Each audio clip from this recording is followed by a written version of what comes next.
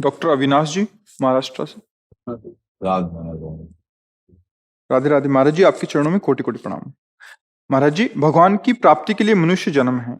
उस परिपूर्णता के लिए भगवान से कुछ भी मांगना नहीं चाहिए, इसकी तैयारी साधक करता रहता है। तो भी कभी कभी हमारे सामने कोई समस्या आती है, संकट प्रकट होता है। ऐसी परिस्थिति में मन साधना काल में कुछ मांगना नहीं चाहता और परिस्थिति तो मांगने के लिए मजबूर करती है। दोनों तरफ से हमारी परीक्षा होती है। नहीं, कोई परेशानी नहीं है, मांग लेना चाहिए। भगवान ने उदार कहा है, अर्थार्थी, आर्त, जिज्ञासु, ज्ञानी, इन चारों को उदार कहा है। हम एक छूट दे दें थोड़ा भगवान को। हम प्रार्थना तो कर दें कि हमें अमुक वस्तु चाहिए, अमुक परिस्थिति में सुधार चाहिए, पर ये छूट दे दें कि हे मंगल भवन, यदि इसके सुधार में मेरा अहित है तो आप कभी सुधार मत करना। अगर इसके सुधार में आपसे प्रीति बढ़े तो जरूर सुधार कर दीजिए, और नाथ यदि इसके सुधार में मेरी आपसे प्रीति टूट जाए तो आप कभी मत करना। जिसमें आपसे हमारा संबंध पुष्ट हो, हे नाथ, वही करना। मैं मांगता तो रहूंगा ही आपसे, पर ये छूट दे दे कि जिसमें मंगल भवन विधान मंगल करे, हम उसमें राजी रहें। हमारे आचार्य वाणी ग्रंथ में सबसे पहली लाइन है, जोई जोई प्यारो करे सोई मोहि भावे। हम जब भगवान के भक्त हैं तो हमारे सामने कोई भी ऐसी परिस्थिति नहीं आएगी जो भगवान से पास ना हो, और जो भगवान से पास होके आएगी भले दुखद है, लेकिन सच्ची मानिए उसमें बहुत कृपा छुपी हुई है, उसमें बड़ा मंगल विधान छुपा हुआ है, उसमें महासुख छुपा हुआ है। हम अज्ञान के कारण नहीं जान पाते। कभी कभी हम दुखद वस्तुओं को सुखद मान लेते हैं, कभी कभी हम दुख को सुख मान लेते हैं, और कभी कभी आनंद प्रदान करने वाले मार्ग को हम दुखद मान लेते हैं। भगवान के विधान को दुखद कभी नहीं मानना चाहिए। दुखद होते हुए भी वो महान सुख देने वाला होता है। जैसे किसी को भारी विपत्ति आई, उसके पाप भी क्षय हो रहे और शरणागति भी पुष्ट हो रही। अगर विपत्ति न हो तो अहंकार का नाश नहीं होता, शरणागति पुष्ट नहीं होती। अगर द्रौपदी जी को विपत्ति ना होती तो अन्य आश्रय जो था अंदर से वो कभी नहीं छूटता। विपत्ति आई तो अन्य आश्रय जो पतियों का था वो देखा कि कोई सहयोग देने वाला नहीं। जो भीष्म आदि के प्रति था वो भी छूटा, अपनी भुजाओं का बल का आश्रय छूटा, दांत से पकड़ लिया, फिर उस आश्रय को भी छोड़कर जेव ही शरणागत हुई, हे गोविंद द्वारिका वासिन। तो भगवान का यही वस्त्रावतार हो गया, भगवान वस्त्र रूप में प्रकट हो गए। तो ये अहम दास का विपत्ति के द्वारा ही त्याज्य हुआ, समर्पण हुआ। देखो, गजेंद्र जब तक कोई सहयोगी रहा तब तक भगवान को नहीं पुकारा। जब बलहीन हो गया और जाना कि अब डूबने ही वाले, तो भगवान को पुकारा। हमें लगता है भगवान का हर विधान हमारा मंगल करने वाला है, पर हम मानुषिक बुद्धि से जब देखते हैं तो लगता है भला इसमें क्या मंगल है, हम विपत्ति में फंसे, दुख में फंसे, इसमें क्या लेकिन अगर अंतर से बाद में परिणाम में देखोगे वो बड़ा मंगलदायक होगा। बड़ी बड़ी विपत्तियां महान सुख देने आती है, हम समझ नहीं पाते हैं। और बड़ी बड़ी संपत्तियां ऐसे पाप करा देती है जो भारी दुख भोगना पड़ता है, हम समझ नहीं पाते हैं। इसलिए कभी मांगने की इच्छा हो तो मांग ले, हमारे पिता, हम किससे मांगेंगे? उन्हीं से मांगेंगे, पर छूट दे दे, हठ ना करे। इतनी मांग में छूट रखनी चाहिए। आप समझ पा रहे? इस पे कोई संशय? जी। मोनिका जी, इंदौर से। श्री हरिवंश। जय श्री राधे, राधा वल्लभ श्री हरिवंश महाराज जी, आपके चरणों में कोटि कोटि प्रणाम। महाराज जी, आपके सानिध्य से जब से हमें मिला है, जीवन पूरा बदल गया है। अब लगता है प्रतिपल श्री जी की कृपा निरंतर बरस रही है, फिर भी गृहस्थ धर्म की कठिनाई बनी रहती है। मेरा प्रश्न यह है कि महाराज जी, एक वीडियो के माध्यम से हमने सुना था कि प्रारब्ध के प्रकारों के बारे में हमें पता चला कि मंद प्रारब्ध, तीव्र प्रारब्ध और अति तीव्र प्रारब्ध, जो कि हमें भोगना पड़ता है। गुरुदेव भगवान कृपा करके मार्गदर्शन करें कि इन तीनों का भेद क्या है, हम अज्ञानतावश हम समझ नहीं पा रहे। जैसे कोई छोटे प्रारब्ध बनते हैं पाप से, तो हम भगवत मार्ग में चल रहे हैं, दूसरों का हित कर रहे हैं, तो प्रारब्ध क्षय हो जाएगा, बिना भोगे क्षय हो जाएगा। कुछ प्रारब्ध ऐसे हैं जो मध्यम कोटि के हैं, थोड़ा दंड दिया और थोड़ा कृपा से नष्ट हो गए। तो है, मान लो आपका पैर टूटना है तो आपका चबेटा लगा और आप बच गए। लेकिन भयंकर प्रारब्ध, जैसे आपने भ्रूण हत्या की, गर्भ हत्या की, या पूर्व जन्म में किसी सोते हुए को मारा, या कोई ऐसे महत पाप बन गए, अब वो जब प्रारब्ध बन करके आएंगे तो वो कटेंगे नहीं, वो भोगना पड़ेगा, वो भोगना ही पड़ेगा। वो उसे भजन के द्वारा आप काट नहीं सकते हैं। यद्यपि अगर केवल इसी के लिए भजन किया जाए तो काट देंगे, लेकिन फिर जब इस कोटि का भजन होता है तो प्रारब्ध भोगने की क्षमता आ जाती है, और वो अपने भजन से भगवान की जो दिव्य दी हुई आध्यात्मिक भूमिकाएं हैं उनकी ऊंचाई पे चढ़ जाता है। प्रारब्ध शरीर में होता है, उसको कोई फर्क नहीं पड़ता, पर भोगना पड़ता है। जैसे एक राधा कुंड में संत भगवान रहते थे, तो वो पूरे राधा कुंड में जैसे कोई थूक दिया, कोई ऐसे है, तो पूरी सोनी पूरे राधा कुंड में लगाते थे और संतों की सेवा करते और भिक्षा मांग कर पाते थे। तो एक दिन उन सोहनी लगाकर बैठे हुए थे कि एक आदमी आया बहुत दुर्गंध युक्त, और कहा मुझे स्वीकार करो। कहा तुम कौन हो? तो उनका मैं 12 वर्ष का गलित कुष्ठ हूं। तो उनका 12 वर्ष मेरे पास टाइम नहीं है, क्योंकि इतने भजनानंदी, इतने संत सेवी, इतने महान पुरुष की प्रारब्ध अनुमति ले रहा उनसे। उनका 12 वर्ष मेरे पास टाइम नहीं कि मैं तुम्हें लाद के बैठा रहा हूं, हमारी सेवा दिनचर्या भजन है।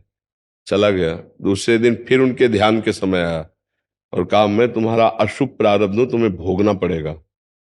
तो ऐसा करो, रात दिन लगा करके हम 6 साल में भुगवा देंगे। तो हम 6 वर्ष भी हमारे पास नहीं। फिर अगले दिन आए तो उनका 1 महीना। हम 12 वर्ष का भयंकर कष्ट तुम्हें 1 महीने में भुगवा देंगे। तो उनका 1 महीना भी नहीं। तो आप क्या चाहते हो? प्रारब्ध तो भोगना पड़ेगा आपको। तो उनका 24 घंटे में देता हूं। तो उनका फिर 12 वर्ष का गलित कुष्ठ का दंड हम 24 घंटे देंगे। आप कोई औषधि नहीं लेंगे, कोई सेवा नहीं करेगा, किसी से मिलोगे नहीं। बोले शर्त पक्की। गए, अपने शिष्यों से कहा कि मैं कुटिया के अंदर जा रहा हूं, मेरी चीख पुकार आवाज कुछ भी आवे, कोई घबराना नहीं। मैं 24 घंटे के लिए एक अनुष्ठान कर रहा हूं, कोई खोलना नहीं, कोई डिस्टर्ब नहीं करना। मैं कितना रोऊं, बाहर से जंजीर लॉक कर दो, ताला लगा दो, दरवाजा ना खोलना। और प्रारब्ध भोग से कहा, आ जाओ। अरे पूरा शरीर सड़ गया, पीप निकलने लगी, दुर्गंध। 24 घंटे वो नाम उच्चारण करते, हा कृष्ण हा कृष्ण।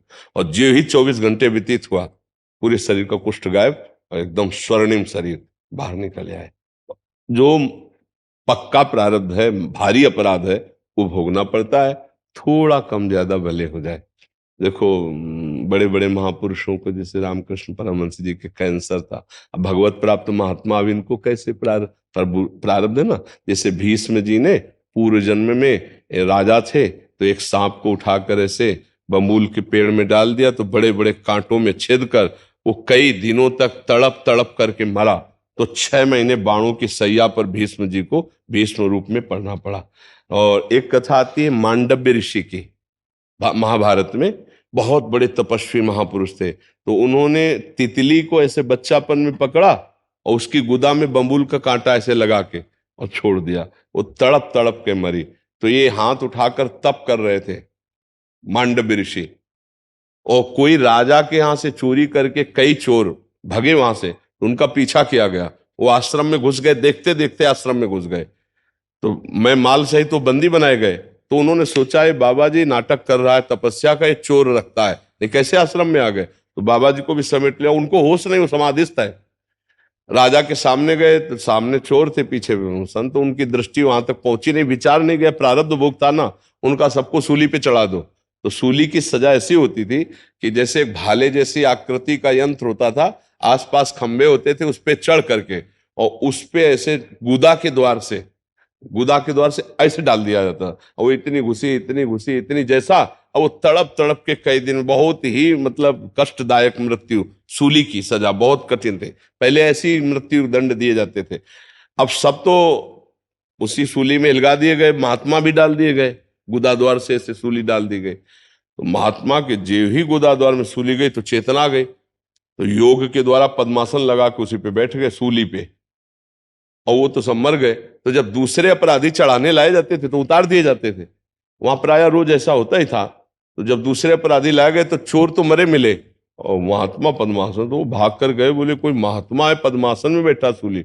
अब राजा डर गए कि महात्मा का अपराध बन गया, तब तो हम भस्म हो जाएंगे, साप दे देंगे। तो आगे गाय करके ब्राह्मणों से मंत्र उच्चारण कराते हुए कि थोड़ी क्षमा हो जाए। वहां गए, पहले कहा महाराज मुझे पता नहीं था कि आप हो। तो उनका मुझे आपसे कोई लेना देना नहीं, आप मुझे सूली से निकलाओ, मैं सीधे यमराज को दंड दूंगा। कि मैंने इतनी तपस्या की, मुझे होश नहीं, कोई पाप किया हो, ऐसा दंड कैसे मुझे दे दिया गया।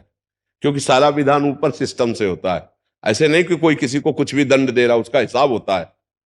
अब इनको लाख कोशिश की गई लेकिन सूली नहीं निकली, निकली ही नहीं तो काट दी गई। उनका हुआ अणिमांडव्य नाम, वो महान योगी थे। तत्काल यमपुरी पहुंचे और धर्मराज से कहा त्रिभुवन का न्याय का विभाग आपके हाथ में है, आपने मुझे क्यों दंड दिलवाया? तो उनका महाराज शांत, मतलब समझो हर कर्म का दंड ऊपर से है, कोई यहां नहीं। बोले शांत शांत, आप जो मुझे दोषी ठहरा रहे तो आपका कर्म है। उनका क्या कर्म है? तो उनका आप 8 साल के थे तो आपने तितली को उठाया और उसकी गुदा में बम्बूल का कांटा डाल के छोड़ दिया, उसका दंड आपको मिला कि सूली नहीं निकली। तो उनका पहले मैं तो मर्यादा रखता हूं, आज से 14 साल के बच्चे के जितने अपराध हैं वो लिखे नहीं जाएंगे 14 वर्ष की अवस्था तक। हमारी सरकार तो शायद 18 वर्ष तक रखती है कि अगर कोई भयानक अपराध भी बन जाए तो उसको नॉर्मल दंड दे करके कौन सा वो कहते हैं बच्चों को जहां रखा जाता है, हाँ, मतलब उनको कोई ऐसी खास सजा नहीं दी जाती। नाबालिग बच्चों के लिए 12 साल तक सजा नहीं दी जाती, मतलब 12 साल का बच्चा तक सजा नहीं होती है। 12 साल तक कोई अपराध करे तो सजा नहीं होती। आप न्यायाधीश हैं। हाँ, तो इसका मतलब है कि हमारी जो भागवतिक सरकार है लगभग लगभग उसी से कानून बना है। उन्होंने 14 वर्ष के लिए रखा है कि अगर महाभारत में लिखा 14 वर्ष तक कोई अपराध भागवतिक नहीं माना जाएगा अगर उससे गलती होती है। और कहा तुम 8 वर्ष के बालक को दंड दिया, मैं अब जब प्रवीण हुआ तो तपस्या कर रहा था, लेकिन आपने मुझे दंड दिया इसलिए मैं तुमको दंड देता हूं यमराज को कि तुम मृत्यु लोक में 100 वर्ष तक रहो। तो विदुर जी के रूप में साक्षात धर्मराज जी ही पधारे। तो ये देखो कर्म विभाग जो है ये भोगना ही पड़ता है। अगर हमको यहां भोगने को मिल गया तो कट गया, और अगर यहां सरकारी दंड नहीं मिला तो भागवतिक दंड मिलेगा, उसे अवश्य में भोक्तव्यम कृतम कर्म शुभाशुभम। तो जो पूर्व में हमसे कर्म हुए वो प्रारब्ध भोग कहलाते। उनमें कुछ चुटपुट होते हैं तो दान पुण्य से नष्ट हो जाते हैं, कुछ ऐसे मध्यम होते हैं जो हल्का दंड देकर पुण्यात्मा को हल्का दंड देकर, और कुछ ऐसे होते भोगने ही पड़ते हैं। तो ये कुछ प्रारब्ध ऐसे होते हैं जिनको भोगना ही पड़ता है। बड़े बड़े सिद्ध महापुरुषों के शरीरों में ऐसे दंड पाए गए देखते हुए कष्ट के, तो वो प्रारब्ध भोग, उसे भोगना ही पड़ेगा जी। एडवोकेट आर के शर्मा जी दिल्ली से। राधा वल्लभ श्री हरिवंश महाराज जी, आपके चरणों में कोटि कोटि नमन। गुरुदेव भगवान दास पिछले 8 महीनों से यूट्यूब के माध्यम से जुड़कर एकांतिक वार्तालाप में आपके श्री वचनों के द्वारा दिए गए प्रश्नों के उत्तर सुनकर उन्हें अपने जीवन में और व्यवहार में लागू करने का प्रयास कर रहा है तथा समय अनुसार राधा नाम जप करने का भी प्रयास कर रहा है। गुरुदेव भगवान आपने मेरे जीवन व जीवन जीने का नजरिया ही बदल दिया, जिसे मैं इस वक्त शब्दों में बयान नहीं कर सकता। गुरुदेव भगवान वैसे तो ग्रस्त जीवन के अच्छे से जीने के लिए कोई प्रश्न शेष ही नहीं बचा। गुरुदेव भगवान श्री जी कृपा से दास पेशे से एक वकील है तथा पिछले करीब 20 वर्षों से क्रिमिनल साइड से ज्यादातर बचाव पक्ष के वकील के तौर पर प्रैक्टिस कर रहा हूं। गुरुदेव भगवान जब से मैंने आपसे सुना है मैं पूरी तरह से कोशिश कर रहा हूं कि ना गलत करूं ना गलत का साथ दूं, परंतु कभी कभी अनजाने में ऐसा होता है कि गलत करने वालों का केस लड़ लिया जाता है और कभी कभी हम सही व्यक्ति का भी केस छोड़ देते हैं ये मानकर कि वो गलत है, जिनका मुझे बाद में ट्रायल यानी मुकदमा चलने अर्थात न्याय में न्यायाधीश आदि के द्वारा साक्ष्यों की जांच के बाद पता लगता है। गुरुदेव भगवान मेरा प्रश्न है कि भगवान तो जिसका मुकदमा हमने उसे प्रथम दृष्टता गलत समझकर छोड़ दिया, तो क्या हम अपना कर्तव्य धर्म निर्वाह नहीं करने के दोषी हुए? उसमें सावधानी तो रखनी पड़ेगी, क्योंकि आपके ही वचनों के अनुसार न्यायाधीश न्याय करेगा। अगर कहीं ऐसा हुआ कि आपने अपराधी का पक्ष ले लिया और निरपराधी के विरोध में वकालत के द्वारा उसको परास्त करके और अपराधी को मुक्त करवा दिया, तो फिर मतलब उसका संग करने के कारण आपको भी दंड प्राप्त होगा, भागवतिक अपराध माना जाएगा।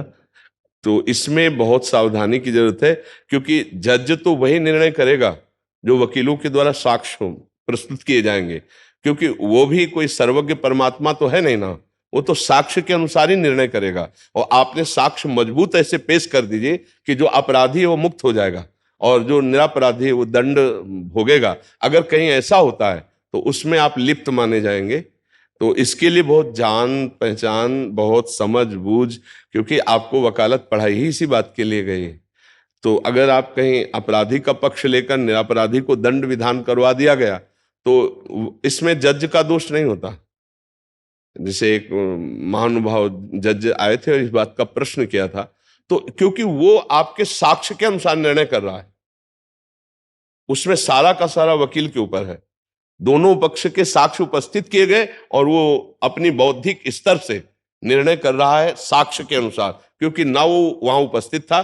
आप केवल साक्ष्य बटोर रहे और साक्ष्य उपस्थित कर रहे प्रवीणता के द्वारा। तो अधर्मी को दंड मिलना चाहिए और निर्दोष को छोड़ा। यही तो हमारी वकालत का लक्ष्य हो। लेकिन प्रायः पैसों की प्रधानता या भय की प्रधानता, दो के कारण फिर परिवर्तन हो जाता है। मान लो आपको कोई धमकी दे दे, कोई भय दे दे तो आप परिवर्तित हो सकते हैं, या प्रलोभन दे दे तो परिवर्तित हो सकते हैं। मुझे लगता है धर्म में चलने वाले को विचार कर लेना चाहिए कि मृत्यु एक बार होगी, दो बार नहीं, और वो अपने समय से होगी, और वो जिस निमित्त से है उसी निमित्त से होगी। वो उसी के हाथ मारा जाएगा जिसके हाथ मारा जाना है। सुनो भरत भावी प्रबल, बिलख कहो मुनिनाथ, हानि लाभ जीवन मरण जस अपजस विद्या। पर हमें लगता है कि इतनी वकालत में ज्ञान तो हो ही जाता है कि हम जिसका पक्ष लिए हैं ये कमजोर पार्टी है, अधर्म युक्त। तो जो हमें कई बार नहीं पता चलता है, एफआईआर दर्ज होती है, उसमें बहुत सारे एलिगेशन लगे होते हैं। अच्छा। ऐसा लगता है कि इसने किया है, और बाद में शख्स के आधार पर वो शख्स पेश नहीं हो पाया उसके खिलाफ और वो बरी हो गया, और हम उसको शुरू में केस को छोड़ दें हाँ कि भाई इसमें तो बहुत इल्जाम लगे हुए हैं, बाद में शख्स पेश ही नहीं हुए और हमने अपने कर्तव्य को नहीं करा। जी। उसके लिए मेरा पसंद था कि हमें शुरू में तो पता नहीं चल सकता, जब ट्रायल चलेगा साक्ष्य पेश होंगे, गवाह होंगे, और हम पहले ही अपने कर्तव्य से हट जाएं, कहीं ये पाप तो नहीं हो जाएगा।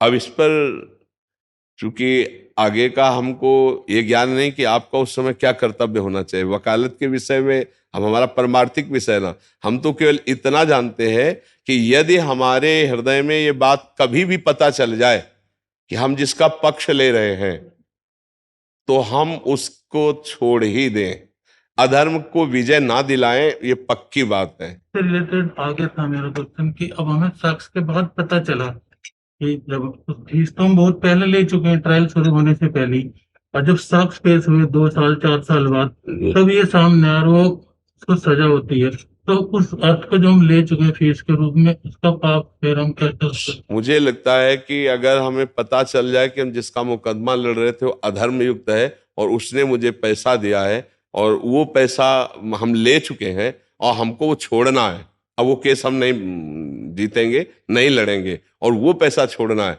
तो उस पैसे को या तो ऐसी जगह दे दो जहां कभी भी तुमको वो नमस्कार न करे, और या मुझे लगता है जिसके विरोध में आप लड़ रहे थे उसके सहयोग में दे दो।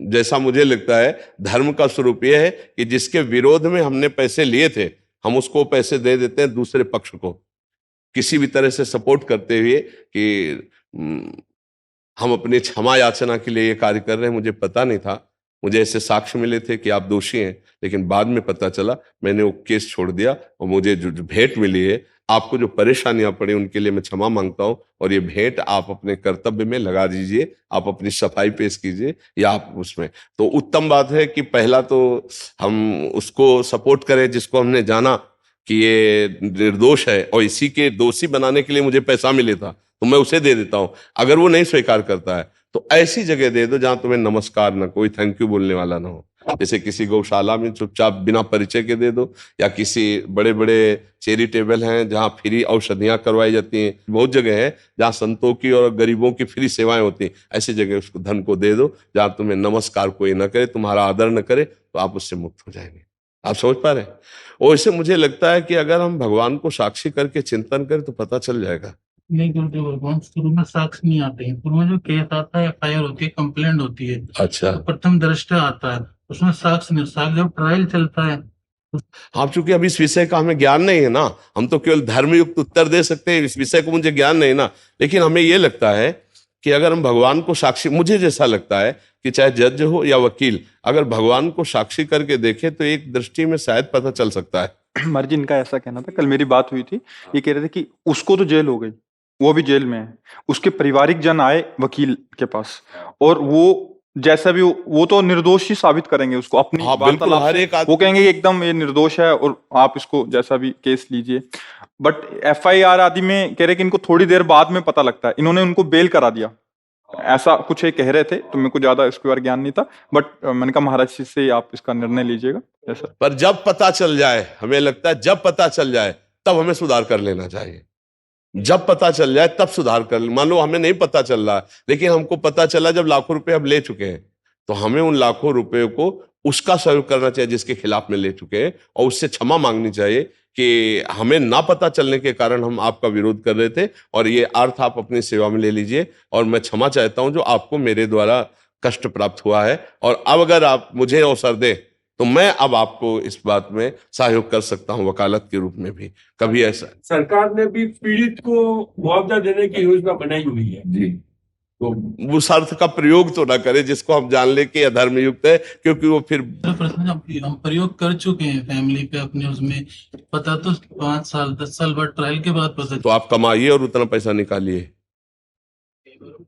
नहीं देखो, जो है जैसे मानो कर्जा हमने लिया ना तो हमें देना होगा, ऐसे हमको करना होगा उसको ले। अगर वास्तविक निर्णय पर पहुंचते तो हमको उस पक्ष का सहयोग करना चाहिए। 5 साल लेके हम खर्चा कर चुके तो हम और वकालत करेंगे, अच्छे लोगों का सहयोग करेंगे, और उस अर्थ से लेकर उस व्यक्ति को अगर अभी है वो कहीं कहीं फंसा हुआ है तो हम उसका अर्थ से सहयोग करेंगे और उसका वचन से भी सहयोग करेंगे। अब हमारे ऊपर खर्चा हो चुका है तो उसका दोष तो हमारे ऊपर है ही ना, तो हम उससे मुक्त होना चाहते हैं, तो हम धर्मपूर्वक कमाएं और उतना अर्थ जो हमने लिया उसको दें। नहीं तो देखो, हम आपको सच्ची बताएं, कहीं ना कहीं परिवार में दुर्गति कर देगा, किसी न किसी परिवार के हिस्से में चोट पहुंचा देगा। पुत्र है, पुत्री है, कहीं ना बहू है, कुछ न कुछ ऐसी बुद्धि भ्रष्ट होगी किसी की कि वो जितना आप हो उससे कई गुना वो लेके जाएगा और आपको अशांति और ऊपर से दे देगा और संबंधों में कड़वाहट पैदा कर देगा। पक्की बात है, पक्की। मतलब आप हमारी बात को कहीं तक समझ पा रहे होगे। हाँ तो महाराज जी, जैसे उसको ढूंढना तो बड़ा मुश्किल होगा, फिर जाएंगे तो क्या, जैसे आपने बोला गौ सेवा या जहां ऐसी हमारा जगह परिचय नहीं, हाँ, वहां उतना हाँ, ही भगवान को साक्षी करके, वो ज्यादा अच्छा हाँ, भगवान को साक्षी करके कि और उसका पुण्य जो हम गौ सेवा में दे रहे हैं उसका पुण्य व्यक्ति को प्राप्त हो अंदर से, क्योंकि मैंने उसका कहीं ना कहीं अपराध हुआ अनजाने में, तो उसका मंगल हो, हमें इसका पुण्य भी नहीं चाहिए, वो उसका हो, तो ये तुम्हारे जीवन के लिए मंगल कारक हो जाएगा। ये दिखेगा नहीं प्रकट में, बट ये अंदर उन्होंने अंदर कर दिया उसका सहयोग। ये भागवतिक बैंक है, जैसे भूखे को भोजन दे देना, गौ को चारा दे देना, बीमार को औषधि दे देना, ये भागवतिक बैंक में जमा हो गया। ट्रांसफर भाव से होता है इसमें कि प्रभु मैंने उस मनुष्य के रूप में जो आए हुए उसका हमने अपराध बना, अनजाने में बना, तो वो जो धन हमने लिया था इनके खिलाफत में वो मैंने इस सेवा कार्य में लगाया और इसका पुण्य उसको प्राप्त हो जाए, पक्का पक्का वो अपराध मार्जन हो गया, पक्का वो अपराध मार्जन हो गया। नहीं तो कहीं ना कहीं वो परिवार में आएगा या आपके शरीर पे आएगा, बौद्धिक स्तर बिगाड़ेगा या आर्थिक स्तर बिगाड़ेगा या स्वास्थ्य बिगाड़ेगा, ये पक्की बात है। महाराज जी, आप इतनी गंभीरता से ऐसी बातें करते हैं, बट ये आजकल इस माहौल में, मतलब महाराज जी, तो आजकल सुखी कौन है आप देख लीजिए, कौन सुखी। आप मतलब आप जिस पद में एक जज साहब आए थे और रो करके कह रहे थे कि मेरे उद्धार का कोई उपाय है। वास्तविक जब दर्पण के सामने बैठते हैं तो हमारा चेहरा दिखाई देता ना, तो ये साधु समागम दर्पण है। हम तो उनको धन्यवाद देते हैं कि वो सत्य पर कम से कम कदम तो रख पाए, और वो कह रहे थे क्या मेरा उद्धार हो सकता है, क्योंकि मेरे द्वारा कुछ जानबूझकर ऐसी गलतियां हुई। तो अब जब प्रायश्चित के लिए जो कोई तैयार हो जाए तो निश्चित उसका मंगल हो जाता है। गलती सबसे होती है, लेकिन अगर हम तैयार हो गए कि मेरी गलतियों का मार्जन हो जाए तो पक्का मार्जन हो जाएगा, और अगर नहीं तो फिर अवश्य में भोक्तव्यम कृतम कर्म शुभाशुभम, इसमें फिर भोगना ही पड़ेगा, ये तो निश्चित बात है। और आज बाहुल्यता अर्थ पर दृष्टि हो गई है, बाहुल्य, ये बहुत बाहुल्य है। ठीक है माना, लेकिन जब काल आप पर डंडा लगाएगा तब आपकी रक्षा करने वाला कोई नहीं मिलेगा।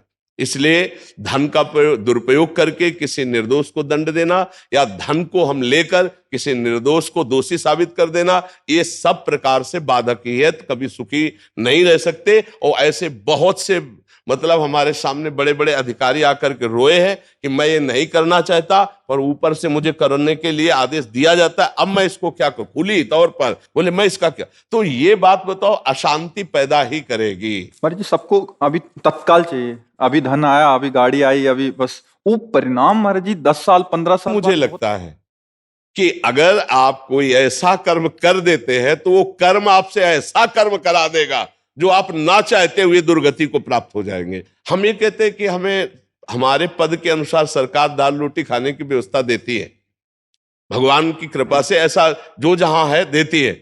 अब आप इसके बाद मर्सरीज में बैठने की लालसा करें और फिर गलत ढंग से, तो वो मर्सरीज ही आपको जला देगी। ऐसी जगह एक्सीडेंट होगा जहां आप निकल ही नहीं पाओगे, उसी में भुन जाओगे।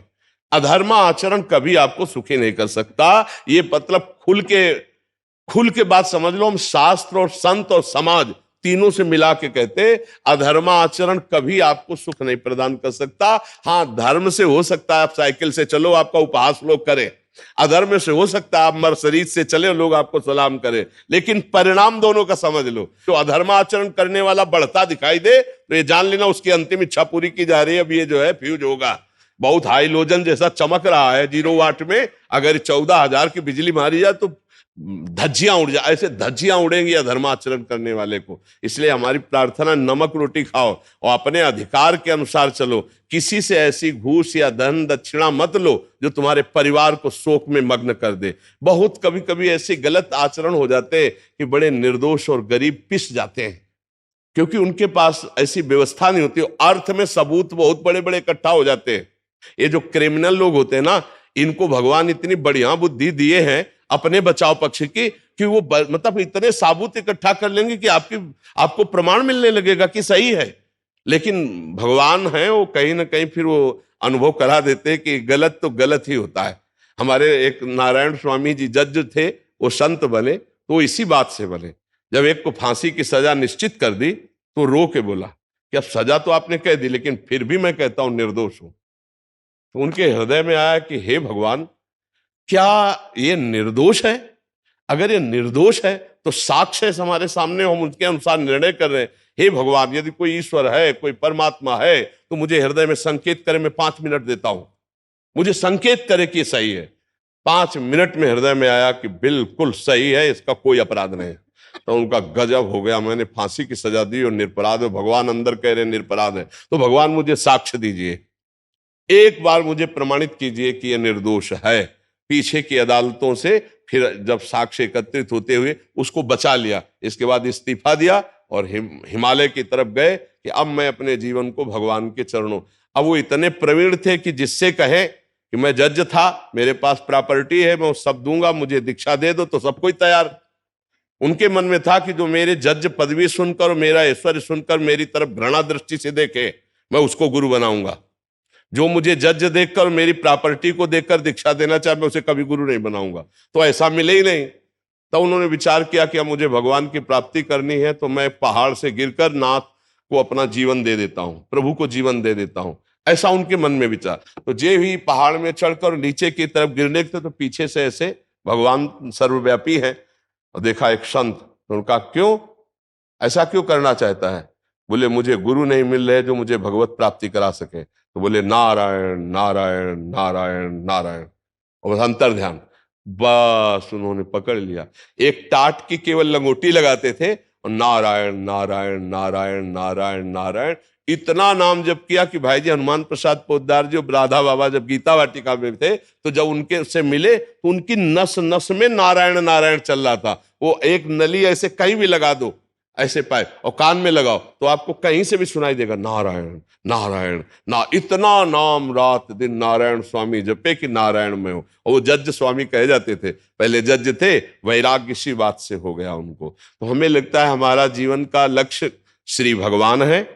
जीने के लिए धन चाहिए, उसके लिए हमारा कोई ना कोई कर्तव्य। हम कहीं किसान हैं, व्यापारी हैं, वकील हैं, जज हैं, ऑफिसर हैं, तो हमें हमारे अधिकारानुसार हमारे परिवार चलाने के लिए, आवश्यकता की पूर्ति के लिए भगवान देते हैं।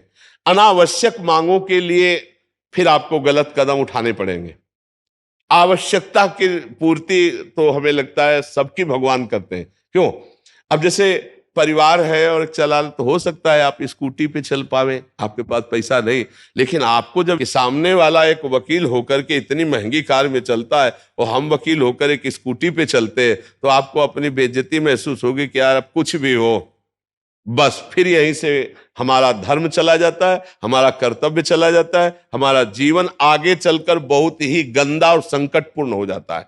धर्म से चलो, तुम्हारे जीवन का लक्ष्य केवल धन नहीं है, तुम्हारे जीवन का लक्ष्य भगवत प्राप्ति। मानव जीवन बहुत दुर्लभ मिला हुआ है। ये समाज भगवान का स्वरूप है। अपने अपने पदाधिकार के अनुसार हम समाज की सेवा कर रहे हैं। अपराधी को दंड देना ये भगवान की सेवा है। निरपराध को मुक्त कर देना, ये भगवान की सेवा है। चाहे वकील हो या जज हो या कोई हमारा सेना विभाग हो या पुलिस विभाग हो, अपने अपने अधिकार के अनुसार जब कर्तव्य किया जाता है तो यही राष्ट्र सेवा भगवत सेवा बन जाती है। यहां हमको समझना है, पूरी गीता आदेश करती है अपने कर्तव्य का पालन ही सबसे बड़ी यज्ञ है, सबसे बड़ी पूजा है। जो जहां है अपने कर्तव्य का पालन करे। हम अर्थ में और भय में दो चीज में चूक कर सकते हैं। हमें भयभीत नहीं होना, पक्का पक्का, जहां मृत्यु वही होगी, जिसके हाथ से उसी के हाथ से होगी। नहीं होना तो काल भी नहीं मार सकता जब तक हमारी मृत्यु नहीं है।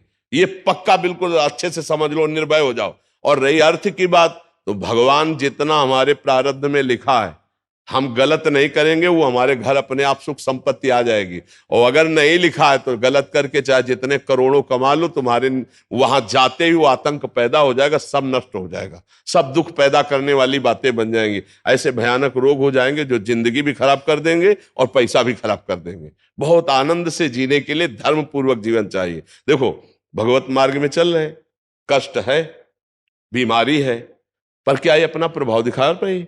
तो यही बात आपका है। अगर आप अपने पद का, अपने भाव का, अपने अधिकार का सबके मंगल के लिए प्रयोग करते हैं, जैसे पापी को दंड देना, यह भी आपका मंगल स्वरूप है।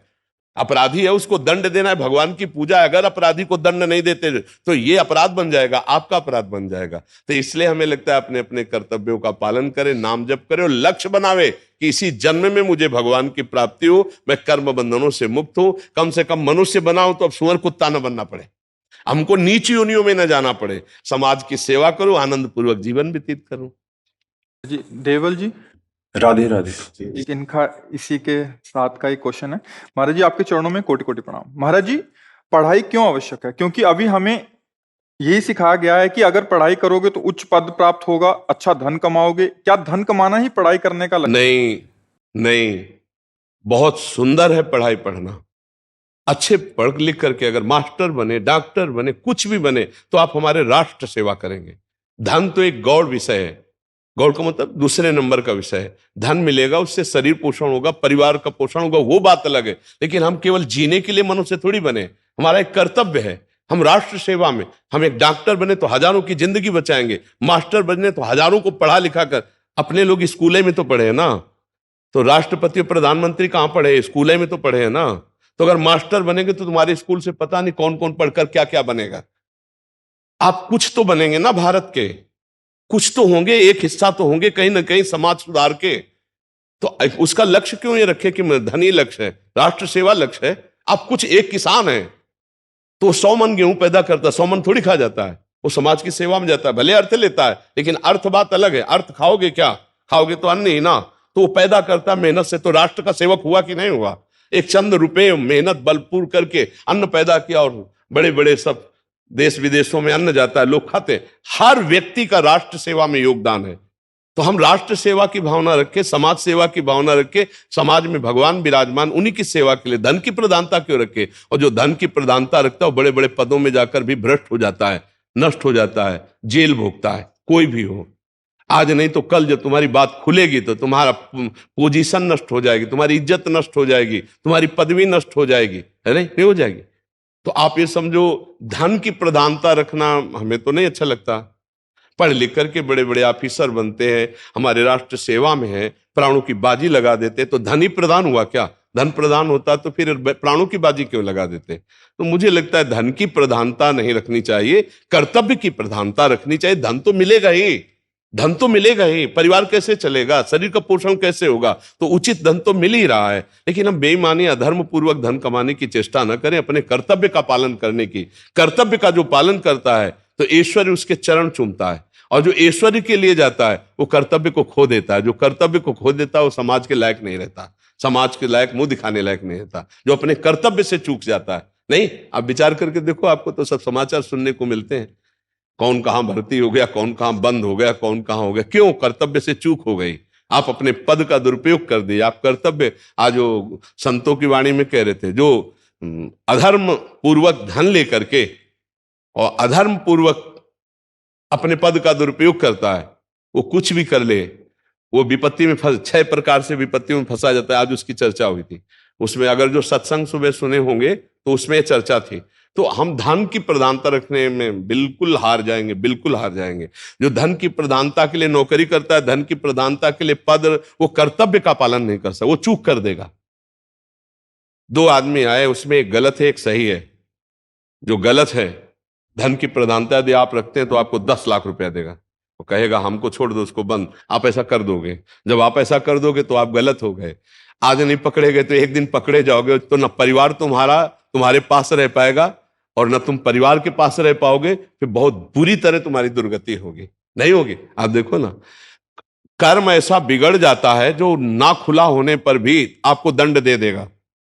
कोई चूक है, कोई कर्म है जो हमको दंड देता है। इसलिए हमको बहुत सा धन की प्रधानता नहीं रखनी, हमें धर्म की प्रधानता, कर्तव्य की प्रधानता रखनी। तो नमक रोटी खाओगे तो भी चौड़ी छाती करके आप समाज में जियोगे, और अगर रबड़ी रसगुल्ला खाने के चक्कर में पड़ोगे तो एक दो बार में कहीं ना कहीं पकड़े जाओगे, फिर वो ठीक नहीं है।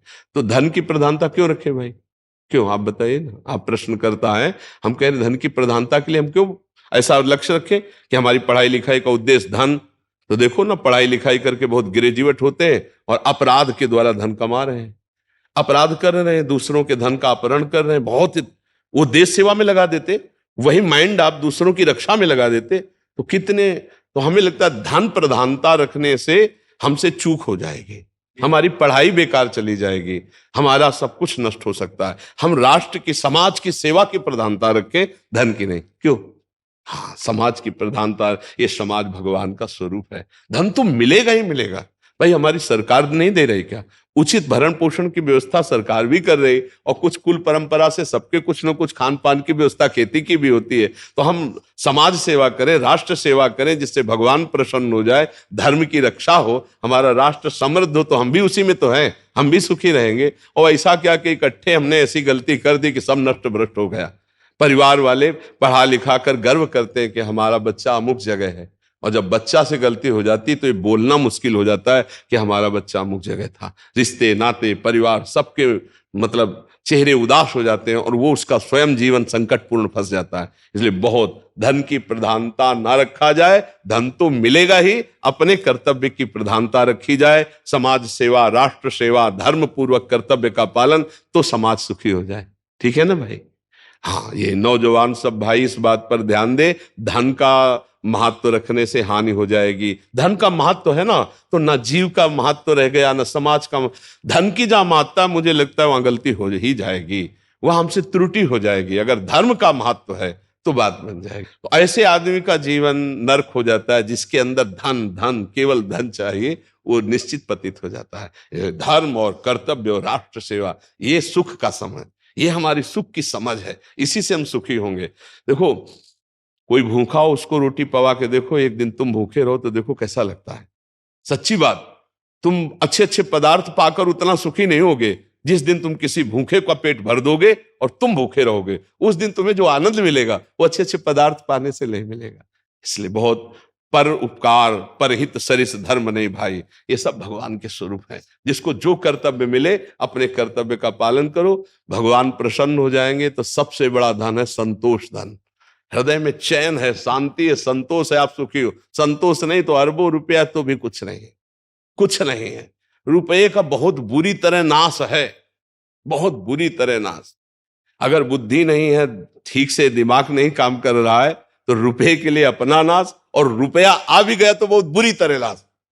अगर हम ये ध्यान दें कि हमारे भारत में कितने ऐसे गरीब लोग हैं जिनको चैन से भोजन भी नहीं मिलता है।